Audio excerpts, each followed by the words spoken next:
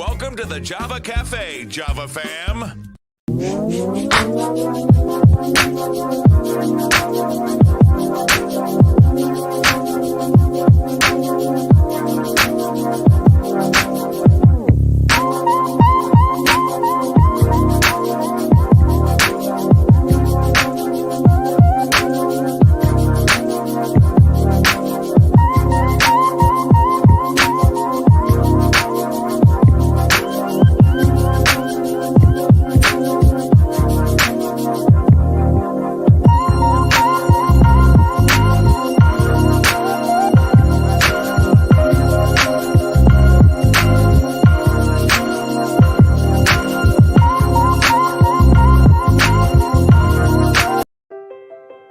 Well, COVID-19 has deeply hurt our community. I recognize that we needed to heal, healing spiritually, healing emotionally, healing physically. That's why we knew we needed a vaccination clinic at 12th Baptist Church. I just really had a lot of initial hesitation. From hesitation to education is how I got to a point of being more hopeful. When I decided to get the vaccination, I really wanted to come here because I knew we had a site.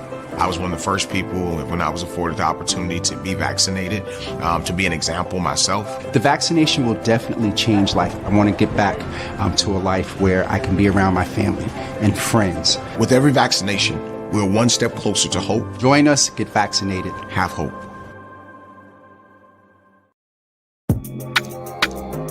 Good morning. Welcome to the Java Cafe, Java fam. Good morning, everybody. Good morning. It is Thursday, November 4th, 2021, and I have a guest this morning, but we're going to go in just a little bit and say good morning. Oh, my. Folks are in the room. Janier, good morning. Lasagna, good morning. Good to see you in the room. Janier is letting us know also traffic in the tunnel this morning because there was a guy that looked to be high and having a mental health emergency. There was no car. So it is safe to assume that he walked on the highway, the left lane was closed because there were 3 state troopers. I pray that they use mental health worker or tactic to resolve this. Janier, thank you for that. Charlotte, good morning to you. Good to see you in the room. I'll go back to the greetings in just a few moments. My good friend and brother is joining us here in the Java Cafe this morning. He is no stranger to the Java Cafe. He is part of the Java family. I'll just go ahead and get this out the way and drink my water. But he got his Java this. Wait. He got his Java this morning, and it's so water. It's water. Okay, all right. See, I knew I had to have my water before you would get me, but it is definitely a privilege to welcome my friend and brother today in his formal capacity. So for those of you that were looking for sort of a Java After Dark, not happening today. He is here.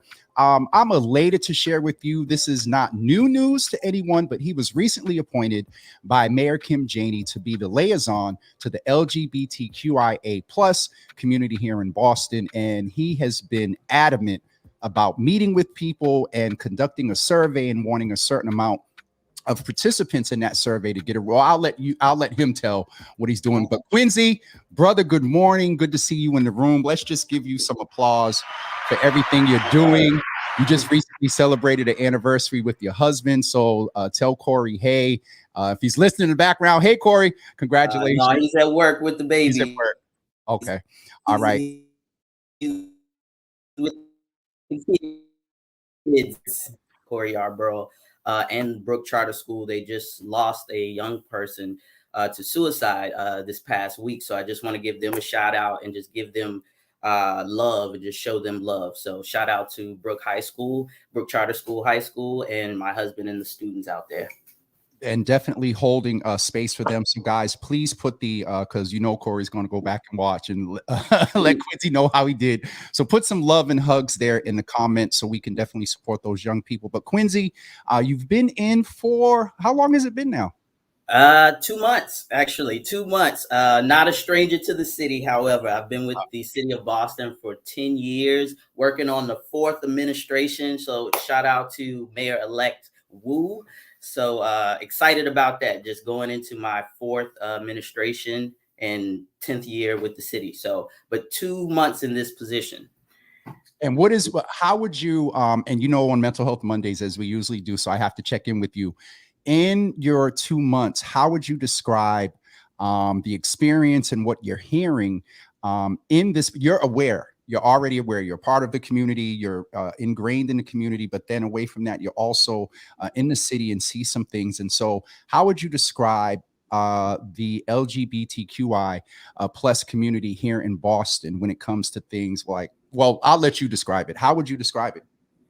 Well, I will say the community is vibrant, more vibrant than I've ever seen it in my 40 years of living. However, what's going on right now, what I'm seeing with the focus groups and some of these surveys, it's a big disconnect between Black heterosexual individuals and then the LGBT community. So it's a huge divide, a lot of exclusion. So we're really trying to start those conversations. You and I have these conversations for the last 2 years, but we need to move it to a broader audience. And I think that's why this platform is so important to me. And this is why I really wanted to be on this show and just talk more about, the homophobia within the Black community. Not to say that homophobia doesn't exist in other races, but I'm a Black gay man. So when I show up to Black Lives Matters events and other events that support Black people, I never really see that LGBT checkpoint on there. We don't have enough LGBT individuals in power. And what I mean by that, you and I travel a lot and we go to many different cities. For example, Miami, New York, Philadelphia, Atlanta, and we've been to all these places, and we were fortunate enough to talk to the LGBT communities there. They have a safe haven. I'm not saying that these cities are perfect, because Boston is going to always be home and always be the best city to live in. But if we truly want to make this a welcoming city, as we have been saying for years, we need to have some type of central location for our LGBT community. And then I just want to make another point that I've discovered with just talking to a lot of different leaders. Everyone's doing their own thing. So we do have a lot of LGBT leaders moving and shaking, but everybody's doing their own thing. So there's no central place. And hopefully that's going to be my role. That's going to be my role, where I can just bring people together. So that's what I've seen in the last 2 months, and just overall 2 years, really laser focus on this. One of the other things, and Kenya's playing co-producer. Kenya Beeman is in the room. She's playing co-producer. But one of the things she was reminding us to do to pin the survey. And so I wanted to just real quick, in case some people pop in and have to pop out, take a screenshot of this. This is the survey, and Quincey's going to tell us about it. Excuse me, in a couple of seconds. But as Madam Kenya has told us, she was like, pin it. So I need to go here and make sure we put that there. But take a screenshot of this. You can go to BIT. Case sensitive, lowercase bit.ly/ capital B, lowercase os, capital LGBTQ. Is the period part of the link, Quincey? No, sir. No, sir. That's just, grammar. Yeah. But Kenya, thank you for that. So Quincey, let's go first with the listening sessions. I ran into you. I was downtown, I think, at the last one. You had just left the second session you had. So what is it that you're finding? On paper is one thing, but when you're sitting with the community, what is it that's new for you, or what is it that's constantly being affirmed that you already know? So I'll start off with what I already know, the relationship, and we'll talk about this a little bit later on in this discussion, but the relationship with the police. I myself have had, up and down feelings about police in general, but what I found with the survey and the focus group, we just don't trust the police, and that's okay. It's okay not to trust the police. However, I've also been in constant contact with Boston police. I'm actually going to be at their recruit training tomorrow to talk about culturally competent training. And that's the thing I want to give shout out to Chief Miller, Aisha Miller, and Mayor Janey for. Hold on. Because AJ might be on. That's my friend and sister. Oh, yeah. Hi, Aisha. Definitely.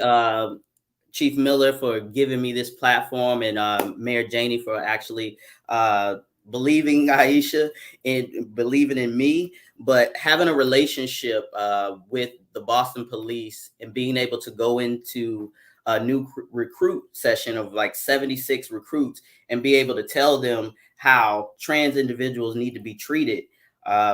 That's heaven sent. That doesn't even feel like work to me. Yes, sir. So that's happening tomorrow. So I just want to give Mayor Janey as well as Chief Miller a shout out for even allowing me to do that, as well as Superintendent Basket and Superintendent Richie. It's a lot of people that do work behind the scenes that never get their flowers. So I definitely want to give those individuals their flowers. And then something that was shocking to me, because we know the police relationship is all over the place in this country. So that wasn't new, but something that was really shocking to me is the amount of homophobia within housing. My previous job was in fair housing. So I knew a little bit about, the discrimination factor when it came to trans individuals and gender nonconforming individuals.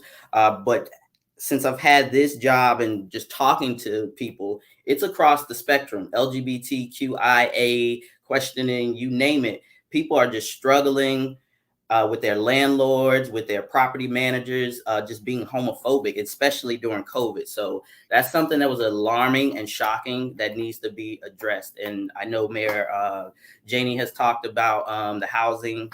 I know Mayor-elect Wu, that's something that she's going to be laser focused on. So that's the two things that stick out to me as of right now.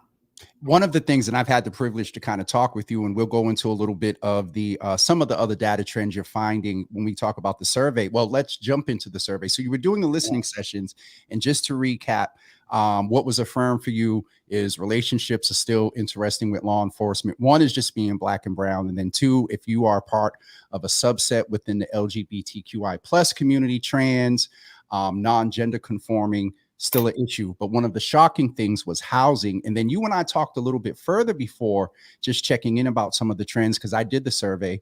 And the elderly is what stood out. And this has actually been in the media as well when it comes to housing. So what level off the top of your head are the elderly participating in the survey? And for them, what are you finding out specifically with housing? Because us younger folks, we can, go couch surf and do things or whatever. But for our elderly, it is very interesting. And there is age.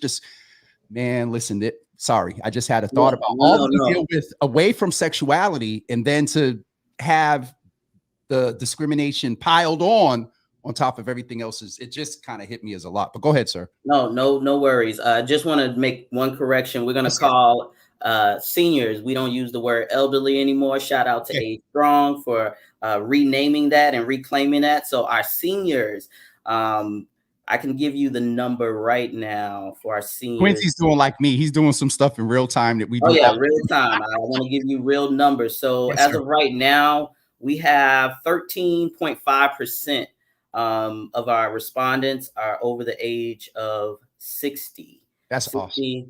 Awesome. Okay. So we are getting there. I also have a meeting with Age Strong here in the city that they're doing a lot of LGBT senior work as well. So I'm collaborating with Commissioner Shea and her team at Age Strong to do some more work. That's happening, I want to say Monday. So that's the last day of the survey. So I'll make sure that we get more data from that constituent group. But yeah, I would say the senior housing is something that we need ASAP.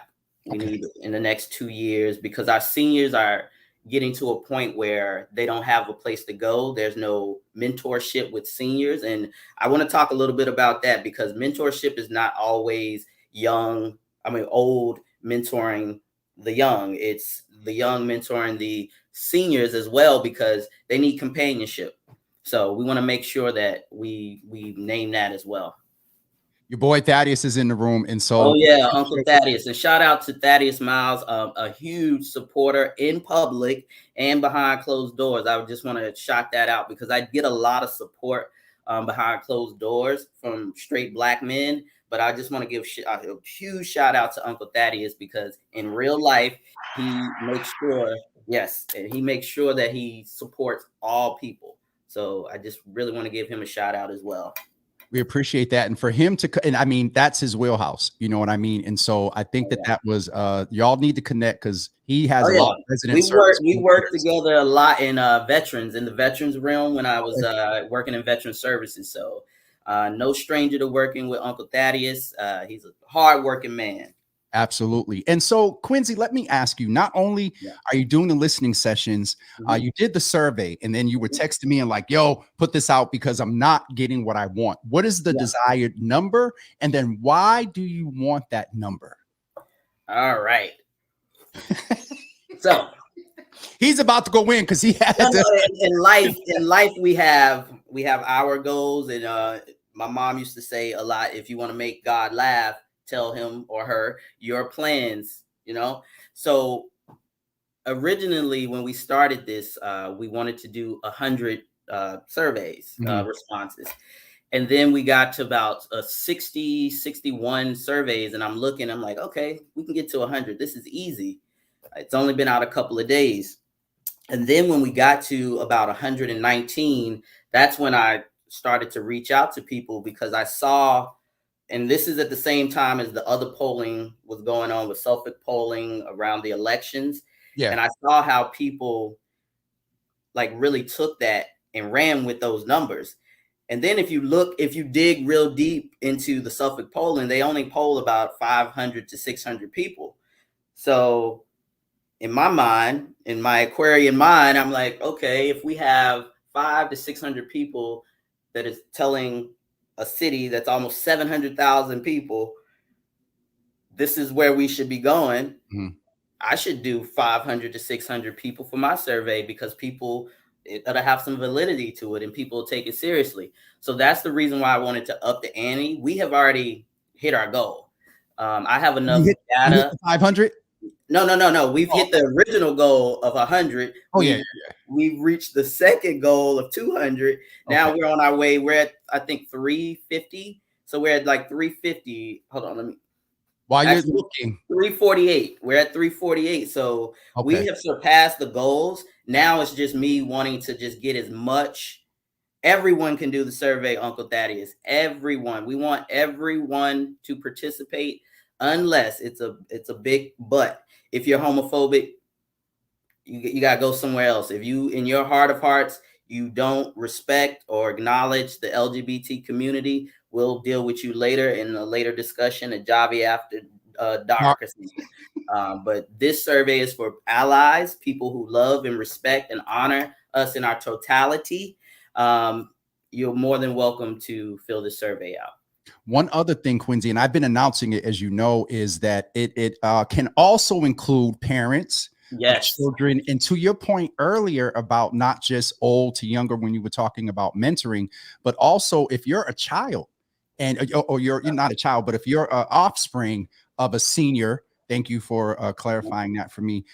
If you're an offspring of a senior and you know that your parent is dealing with discrimination, housing issues, or whatever, you can fill that out too, kind of on their behalf. It was dope to hear that 13% of our seniors mean that they're computer inclined, they're on the internet. So that's actually a good sort of indicator. And here's a good brother. I know you know this name. Oh, yeah. Curtis, hit share.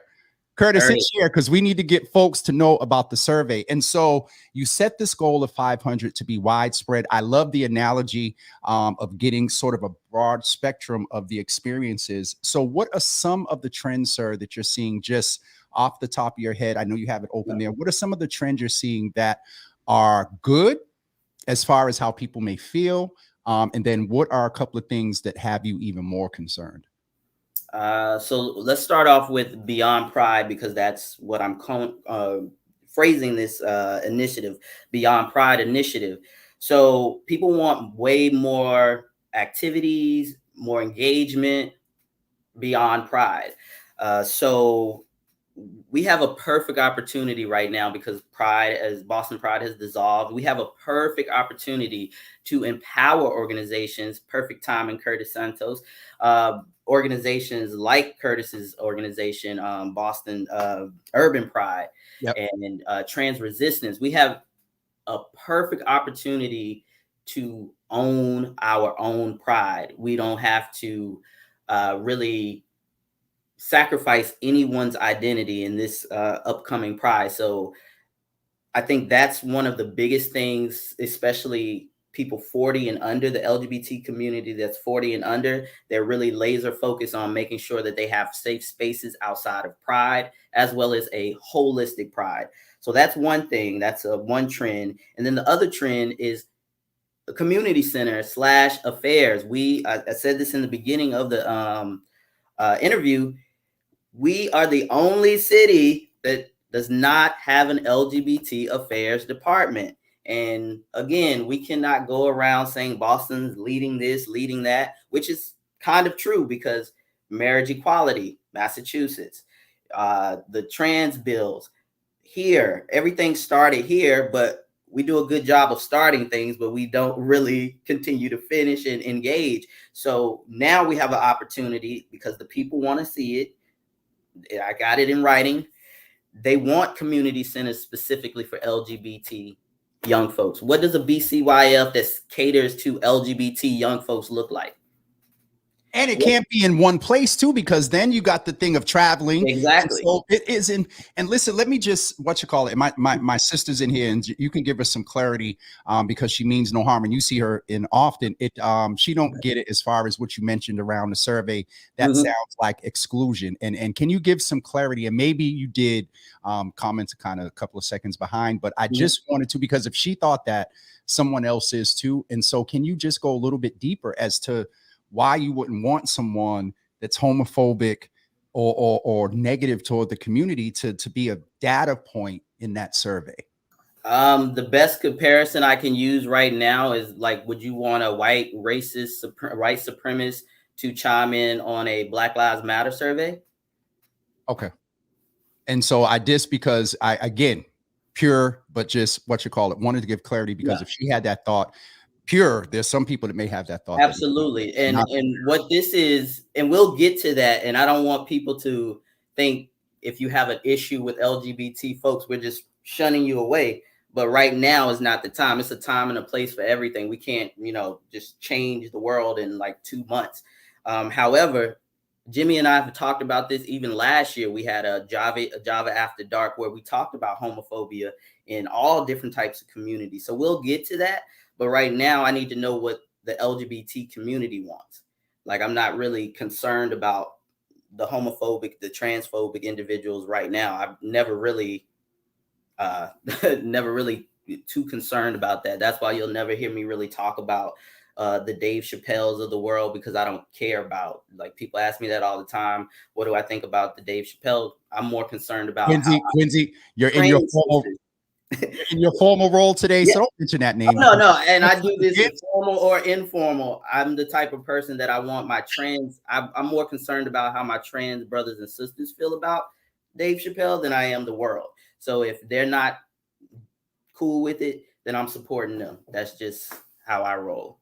And I appreciate that, and the authenticity and sort of holding the line, because not getting too deep, but I'm sure the survey, your own life experience, my own life experience, has been very interesting when we talk about discrimination and when we talk about equity. And if we are for social justice and equity across the board, and I don't know if you got a chance, but Reverend Josh Cole came on and talked about the fact when it comes to, separation of church and state, social justice issues and whatnot, he's able to balance and separate what civic responsibility the government has and where people need to be treated fairly as human beings, away from philosophical religious beliefs. And so that is one of the major things, and I don't want to go too deep into it now, but and you talked about this a little bit, within the Black community, it does demonstrate itself. I can only talk about my experience very differently. I don't know what happens in the white community, the Latino community, probably similar with our brown, brothers and sisters. But it is very interesting as a Black man to hear all of this. And then when it comes to certain issues, social justice and equity goes out the window because of your own biases, preferences that may be different. And so your response to that, sir? No, I would definitely say, let's talk about the gay agenda. Like, people like, what's that? Or you guys have an agenda. Absolutely, we have an agenda. Every human being should have an agenda. It's whether that agenda is purposeful. And our agenda is very simple. We want to be treated like everybody else. We want to be loved in totality. We don't want to be, and I think T.S. Madison said this on Breakfast Club yesterday. It's cool to be the hairdresser. It's cool to sing in the choir. Choir director, choir director, and be the caricature and all these other things, which are fine. Those professions are great, but we're more than that. We're fathers. We're mothers. We're hosts, pastors. It's so many things that the LGBT community is a part of, but we're always an afterthought. And that's what we need to dive deeper into. Why is that? Like, what's blocking people from just accepting what's different? Let me ask you this, because I think it's always important. And this is my friend and brother, and we've talked about it, and you've met him. You know who Props is. Shout out to we had a real discussion because from his perspective, he was saying that when we were talking about the flag one day, the evolution of it. And I was explaining to him that why, and this is what and you correct me if I'm wrong, what I explained to him around the philosophy and evolution of it was the regular rainbow flag was very white supremacist type, well, not white supremacist, but white focused rainbow flag, white gay community. And then I believe the trans community, the pink, light blue, and lavender, was added. And then also we had the red, black, and green added as well. And so we were talking about what Props is saying is with the subcultures, it may be a further divide. And let's keep it 100, Quincey. There is a little bit of divide within the LGBTQ community, masculine for masculine, femme, We talk about that later. And so can you answer his question and see if you have something different than what I came up with? Because I get why he's asking. Again, another pure heart. He's saying that if it's just one issue, LGBTQI, and we go for it like that and trying to get him, and not just him, others, the understanding of the subcultures within. And I'm kind of putting you on the spot, but no, it's okay. And shout out to Props, my guy. So yes, there is a huge, I would say a huge divide within the LGBT community. And that's one of the reasons why I want to bring, this coalition together and different leaders that are doing different things. However, Props, I will say that those are necessary. It's just like any other group. And I'll speak our language, hip hop. It's so many different subgenres within hip hop. Old school, trap, trap, chop and screwed, you name it. Trap, the twerk music, you name it. It's different. A backpack rapping. It's so many different genres, but they're all equally important, and they're accepted. So when you come to the flags, we had to add the brown stripe and the black stripe to it because of the movement. Black Lives Matter, which people always forget, was started by 4 queer individuals, 3 women to be exact.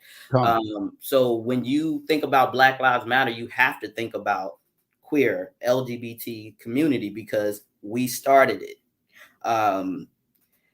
It's morphed into other things now, and those individuals still are at the head of Black Lives Matter and doing wonderful things throughout this country. But we had to add the black and brown to be inclusive.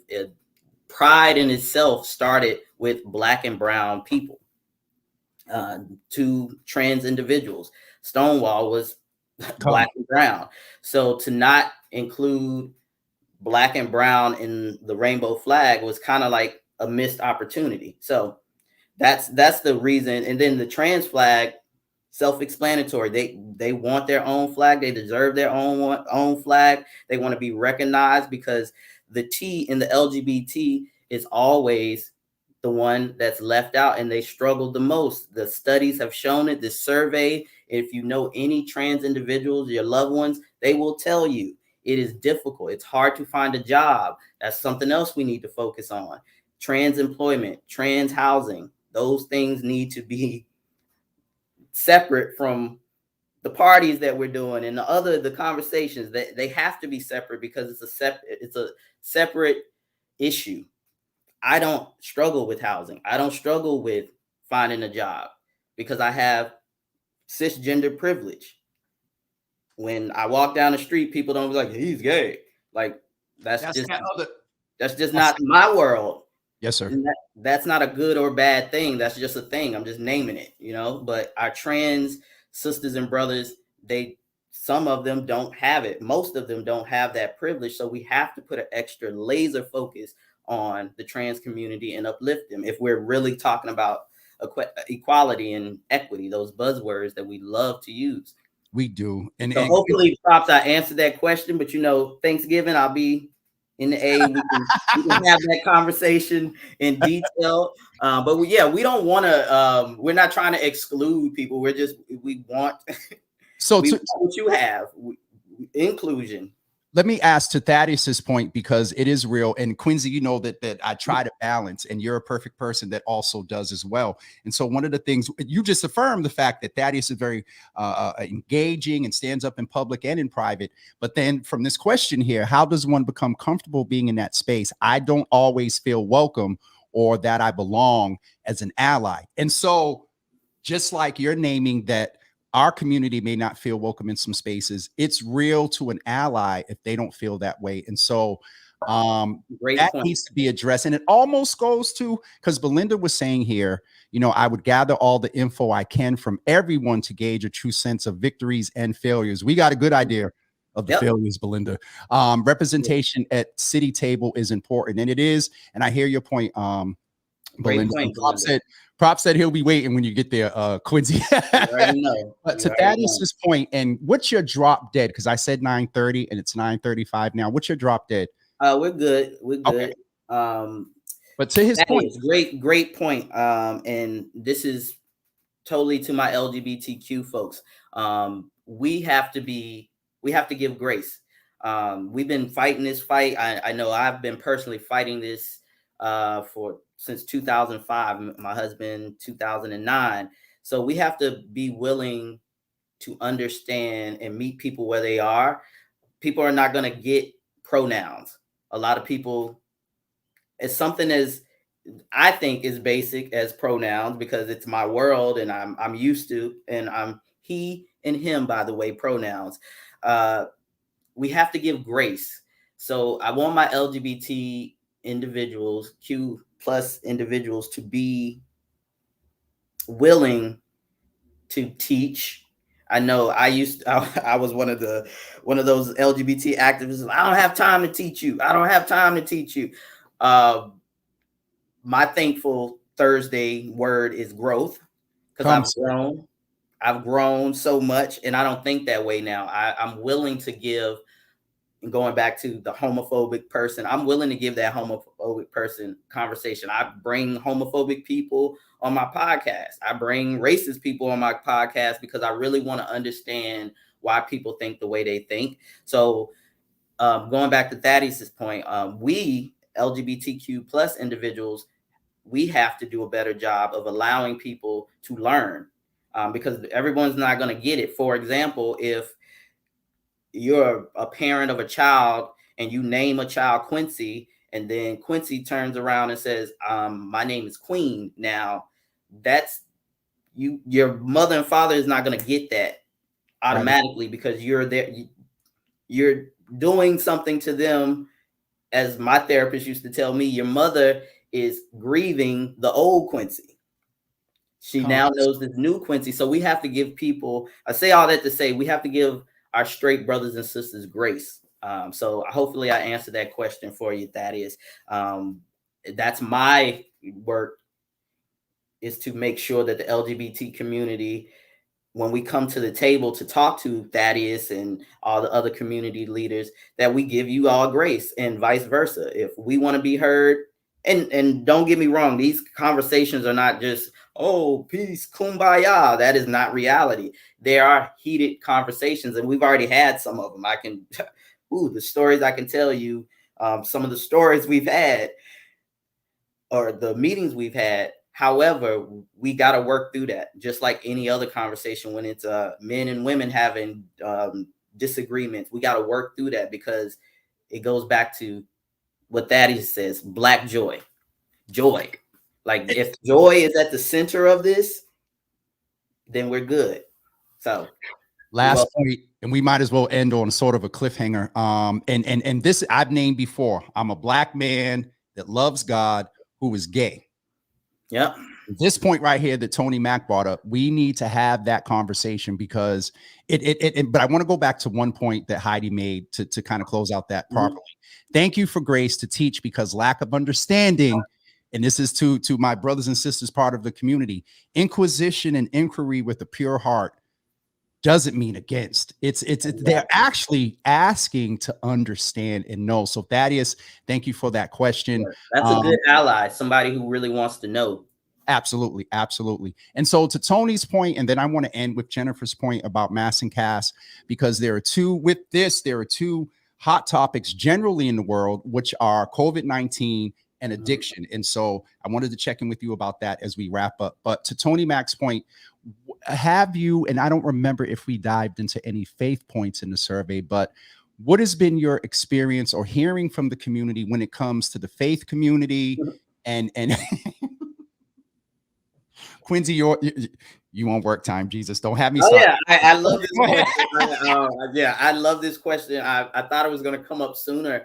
I don't know if you remember how we met, James, way back in the day, but through the Hispanic Black Gay Coalition, Corey and I's organization that we used to run, and what we're known for, a large part of that was spiritual growth, because both of us too, Southern Baptist, I'm a choir boy. A lot of people don't know I be singing and stuff. I love church. Well, I loved church. So we used to have these forums where we had Black pastors, straight Black pastors, come and talk about preaching homophobia through the pulpit and scripture and all that other stuff. So I would love to start to re-engage those conversations, because that's a lot of where specifically Black folks get their knowledge around being gay. That's where I got it from. That's why it took me so long. It took me till I was 26 to come out, because of the church. So we can go on and on about that, but I'm not, because I'm on work time. And so great question, Tony. I want to have those conversations later on down the line where we bring pastors. I want to bring my own pastor who officiated my wedding in a Methodist, Union United Methodist Church. We were the first openly gay couple to get married in a Methodist faith at that time. I'm one of the first openly gay trustees of that church. So yes, we definitely want to involve the church and get to that uncomfortable conversation about homophobia within scripture. So yes, we're going to do that, Tony. Thanks for that question. And the other question was around addiction. So Jen brought up the point, who is very active in that. Let me go up and find it. She said, hold on. Trans community that live on mass and cast need addiction and mental health services as soon as possible.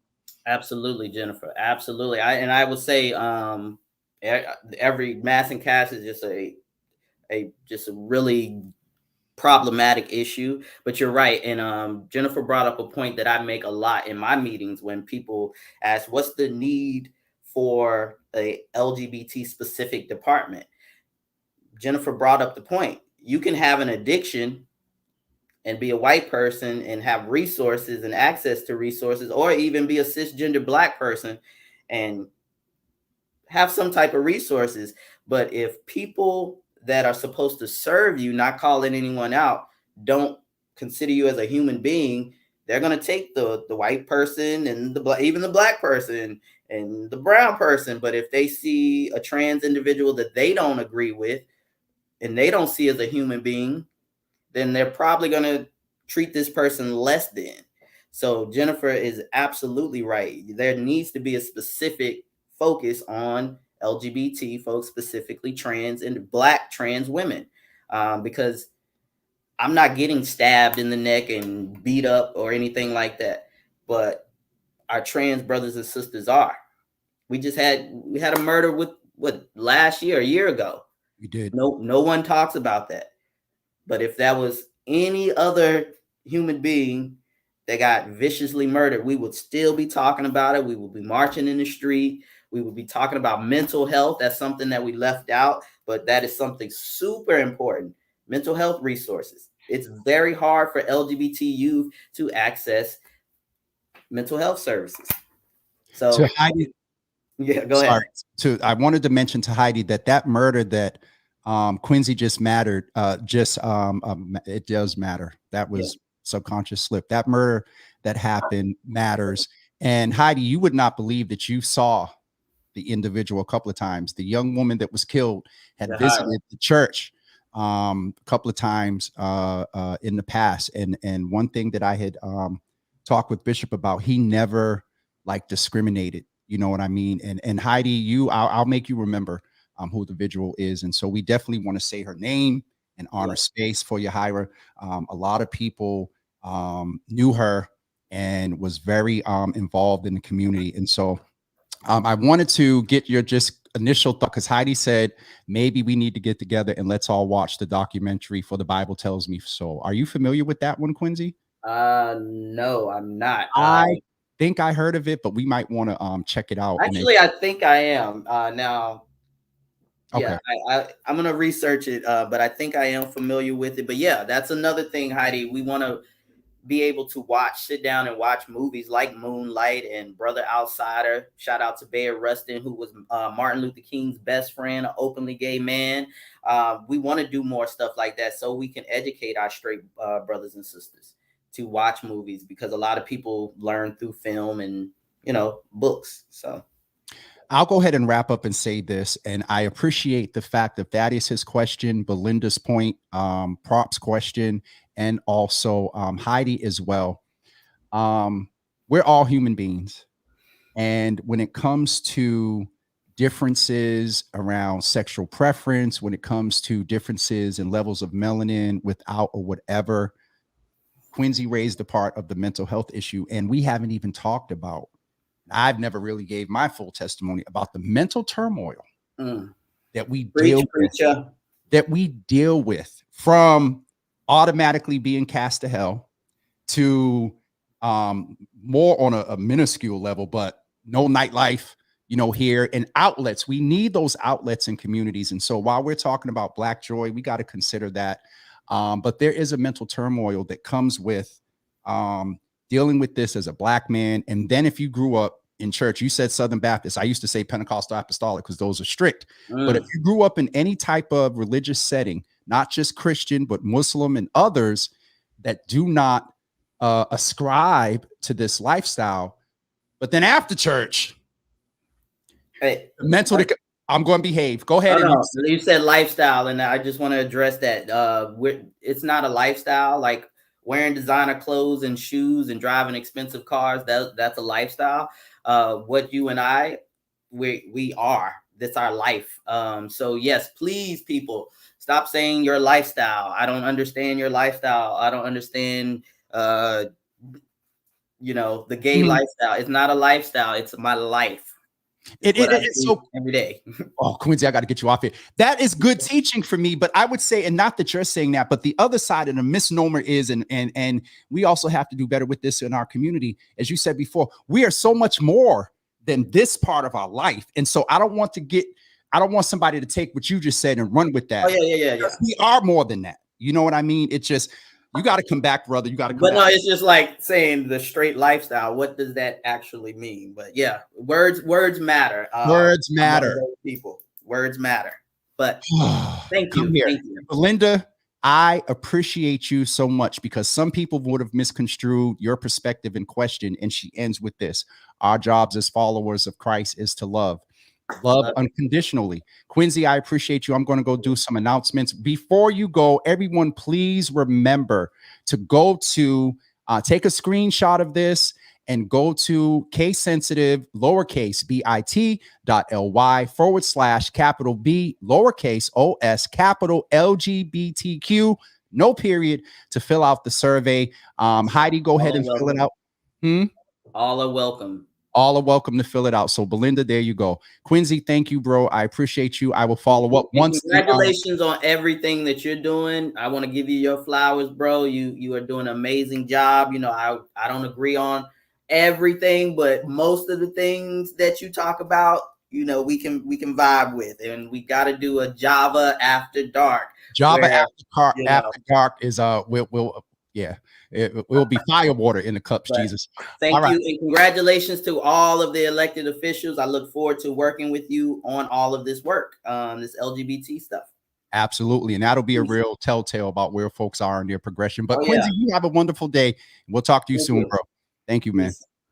It was awesome having my good friend and brother in the room. And I really want to thank you all for allowing this conversation and being respectable and having Java After Dark is now known as Red Bull with props. I ain't messing with you. But it was definitely important to have this conversation because we really didn't get into the mental health aspect that a lot of our young people are dealing with, suicide rates with young people. And it is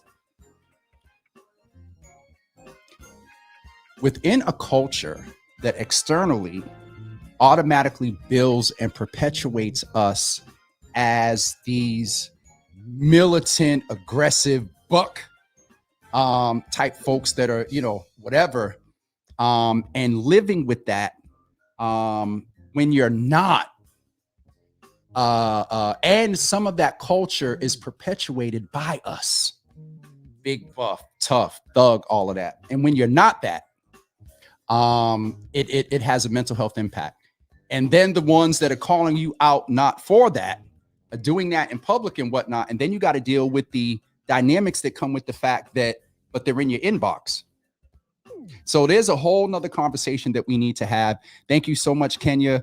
And yes, Heidi, we will have a Java After Dark for the sisters. I'll come in and introduce, and then y'all can just go ahead. All right. So we'll have a Java After Dark for the sisters. And one thing I want to raise, and I wish I still had Quincey on, we have to talk about the DL factor, because at one point there was a spike in straight Black women's numbers around HIV and AIDS. And that was largely because of the whole DL issue.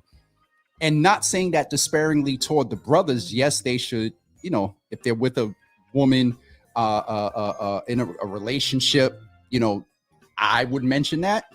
And that came up in Java After. Anyway, I'm not going to get too far into that. That's a Java After Dark. But we definitely need to have further conversation. I'll take it to the Bible and all thy getting, get an understanding. And as Pastor Marion said, we are supposed to love and love. Props. Heidi is Elder Reverend Heidi. And I'll just leave them. There was a day. No, so Heidi, I love you. And she's very real about it. But to Naraki's point, yes, we sure do. All right. So Java After Dark for Sisters is coming. I appreciate each and every one of you. Conversations like this are going to continue to be curated in this space because in all thy getting, we need to get an understanding and love. Don't forget, I haven't said it in a while and haven't played the song in a while, but love is the root for me, even if it's tough love. And sometimes you have to love from a distance. And I'll end with this to Heidi and Thaddeus's point that on both sides, asking a question and for better understanding and for teaching doesn't mean that we necessarily are in conflict. We're asking because we want to understand and move forward in better relationship. Can I get the church to say amen? That being said, we will see you. Mike, what's up, brother? Good to see you in the room. Selena, Java, that takes me out every time I read it. Mike, good to see you. Good to see you. What did Heidi say to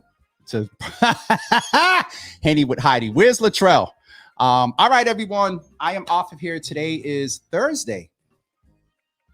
I might do a Freestyle Friday tomorrow. I need to check in with oh, Jesus Lord, I'm going to get in trouble. Charlotte, Everyone, listen, on Saturday at 10 a.m., yours truly has the privilege of working with one of our Java family members. Charlotte James is in the room, and we are going to come together and talk men's health. You matter. Conversations about health screenings, mental wellness, and you. This Saturday, November 6th, 10 a.m. to 11:30 a.m. Yours truly is the guest moderator. Dr. Richard Lee will be a part of that, and also Aaron Rudell, psychologist, will be a part of that as well. And so you want to go and email GLT Health at, oh, you can watch, email, let me get this together. GLT Health at outlook.com. Email GLT Health at outlook.com for more information and to register. Charlotte James is doing great work over there in the arena of being healthier. We saved, sanctified, and filled with the Holy Ghost, but eating what we want, and specifically for men, we got to do better around our health. And so apropos, I think, to this topic as well. And so please go ahead and register for that event on Saturday by emailing glthealth at outlook.com. You can't see it there on the bottom, so that's why I'm saying it so much. And don't forget Quincey's survey that's going on as well. And if you enjoy the conversation here, imagine how much you will enjoy it more, and especially for a lot of our charter members and Java fam and Java bros and Java vets. We're coming together on November 27th at 11 a.m., 742 Columbus Ave for the first live in-studio audience to talk. And don't forget, also next Tuesday, I will be back with Dr. Claude Alabre to talk about getting back to care. And also, don't forget, this Saturday, our young people from Teen Empowerment are going to the big screen. Teen Empowerment is going to be at the AMC Lowe's downtown. I will be there in attendance as well. That's at 5:30 and at 8. You can get your tickets by going to bit.ly/senseless smoke ticks. All right, go ahead and support those young people. And certainly we want to acknowledge that we are still looking for information that will lead to the arrest and conviction of who the family has requested I refer to as Peanut, who was killed. Now it's been maybe about 6 weeks ago. There is a reward for up to $75,000 for information leading to the identification, arrest, and conviction of the individual or individuals responsible for the homicide of Peanut. If you have any information, please contact Boston Homicide Detectives at 617-343-4470. If it was your family member, you would want someone to share information. So if you know something, say something. Thank you all for tuning in today. We will be back. Technically, we'll be back Monday at 9 a.m., but we will be with GLT on Saturday at 10 a.m. I am going to go ahead and share it from Sister Charlotte's page so you can tune in, but we will be back online Saturday at 10 a.m. All right. Have a wonderful weekend, everybody. I will let you know if I can pull together a Freestyle Friday tomorrow at 1. And that's it for me. Remember, guys, love being the root of it all. Will help when you don't understand, will help when you want to fuss and cuss, and will help you to sort of sit back and I would say always try to put yourself in the other person's shoes. That's helped me a lot. Not totally 100% successful, but it has helped me a lot, right? I think that is it for me. A couple of more comments we'll check. Jennifer, live is going to be lit. Asiya, good morning. Good to see you in the room. And Belinda, oh shoot, I need a Java t-shirt. How can I order? I'm going to try to have t-shirts at the Java Cafe. I have some cups that I owe some mugs that I owe some people, and we may have new mugs. As Charlotte said to me this morning, you need an admin. And I'll leave that alone. Have a wonderful day, everybody. And we'll hoodies. Yes, Naraki, hoodies. We may have to switch t-shirts, Belinda, until the summer. We need to get some hoodies. And Jen, a t-shirt or hoodie is coming. I just need to make a decision and go ahead and order it. All right, I'm getting off of here, y'all. I feel the ramble coming on. Have a wonderful day, and we will see you earliest Saturday at 10 a.m. at latest Monday morning at 9 a.m. Thank you all so much for being with us this week. For those of you that voted, dope. For those of you that didn't, we need to make sure that you do in the next one. Remember things, redistricting is going on. There's a gubernatorial race going on. There's a Senate and state rep race going on next year. So pay attention to those things. Carlos and I and some others will be on a monthly basis talking about these issues and making sure they stay prominent in our mental inbox. All right. Have a good day. I see a couple more comments. I'm definitely out. Oh, Belinda said both. Kathy said, I just want to hassle you that I got you a book on a person Quincey mentioned. Okay. Thank you, Kathy. I appreciate it. All right, guys. I'm definitely out for sure now. Have a great day and see you Saturday at 10 a.m. Peace.